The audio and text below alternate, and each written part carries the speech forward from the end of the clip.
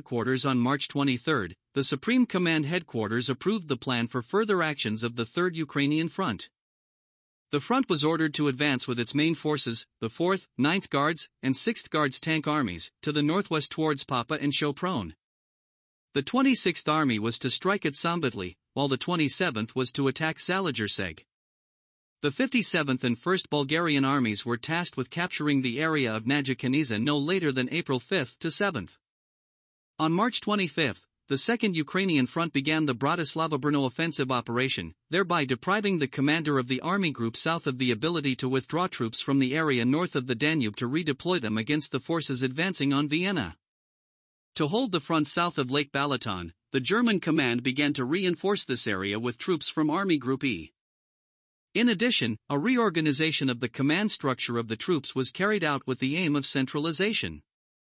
For this purpose, since March 25, the command of Army Group F was transferred to the commander of Army Group E, General A. Allure. On March 29, the 57th and 1st Bulgarian armies launched an offensive towards Nadja on the left wing of the Third Ukrainian Front. To the north, along Lake Balaton, the 27th Army advanced with the 18th Tank Corps and the 5th Guards Cavalry Corps. Its progress threatened the flank and rear of the 2nd German Tank Army. In order to quickly take control of the resource-rich oil region of Nadja and preserve it from destruction, F.I. Talbuchan ordered the deployment of the 5th Guards Cavalry Corps there on March 30. The cavalry units were to undertake a 70-kilometer raid through difficult terrain and reach the rear of the defending German grouping, thus forcing it to retreat.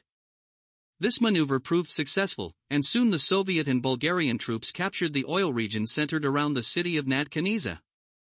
On April 1, a directive from the Supreme High Command clarified the objectives for the offensive.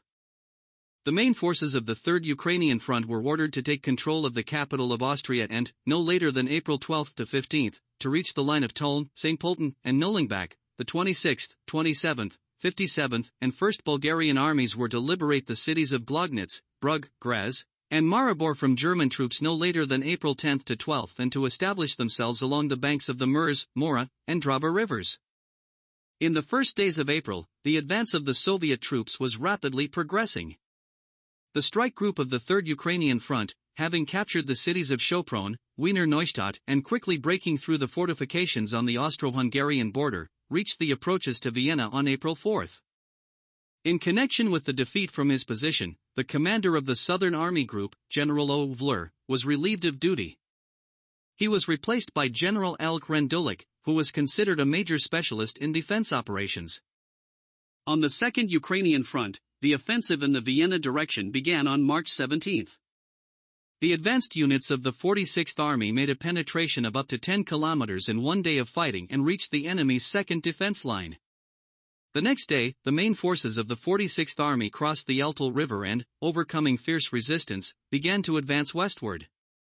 On the morning of March 19, to develop the offensive, the 2nd Guards Mechanized Corps was introduced into the battle, which reached the Danube west of Tavarish the next day and encircled a large grouping of the enemy from the southwest, numbering more than 17,000 soldiers and officers. The encircled included the 96th and 711th German Infantry Divisions, the 23rd Hungarian Infantry Division, the Figelian Cavalry Division, and the 92nd Motorized Brigade. From March 21 to 25, the enemy command made numerous attempts to break through to the encircled troops. They almost succeeded on the evening of March 21, when a large grouping of German infantry, supported by 130 tanks and assault guns, launched an attack from the Tarkani area. As a result, the defending units of the 18th Guards Rifle Corps in that direction were pushed back. There was a threat of breaking through the outer front of the encirclement. To restore the situation, the Soviet command was forced to commit 2 rifle divisions from reserves into the battle. The measures taken allowed the front to be stabilized. All subsequent attempts to break through the ring were also repelled by the troops of the 46th Army in coordination with the paratroopers of the Danube Military Flotilla. By the end of March 25, the Esztergom-Tavarish grouping of the enemy was completely eliminated. Simultaneously with the destruction of the surrounded enemy, the 46th Army continued its offensive towards Durer with part of its forces. From March 26, the troops began to pursue the enemy across the entire front, and on March 28 they captured the cities of Kamram and Durer, clearing the right bank of the Danube of the enemy up to the mouth of the Rab River. On March 30, Komarno was captured. In the following days, the 46th Army reached the Hungarian-Austrian border and then crossed it between the Danube and Lake Neusiedler.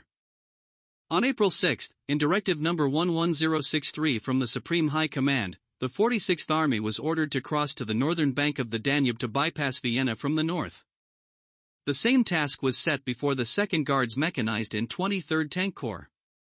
The Danube military flotilla carried out a great deal of work in ferrying troops. Over 3 days, it transported about 46,000 people, 138 tanks and self-propelled guns, 743 artillery pieces and mortars, 542 trucks, 2,230 horses, and 1,032 tons of ammunition. Subsequently, during attempts to advance towards Vienna, the army faced stubborn resistance from German troops. Fearing that the advancing forces would cut off the last road leading from Vienna, the Wehrmacht command took all measures to prevent this. The defense in this direction was strengthened by transferring reserves and additional units from the Austrian capital. The allies of the anti-Hitler coalition contributed to the defeat of the Wehrmacht. In the second half of March 1945, Anglo-American aviation carried out a series of airstrikes on important targets in southern Austria, western Hungary, and southern Slovakia. Several airfields, railway hubs, bridges, and industrial facilities were bombed. According to German command estimates, some air raids inflicted significant damage on fuel production. On March 15, the diary of the Supreme Command of the Wehrmacht recorded, as a result of air raids on the oil refineries in Komarno, fuel production here decreased by 70%. And furthermore, since the army groups south and center were still supplied with fuel from Komarno, the consequences of the airstrikes will also affect operational decisions.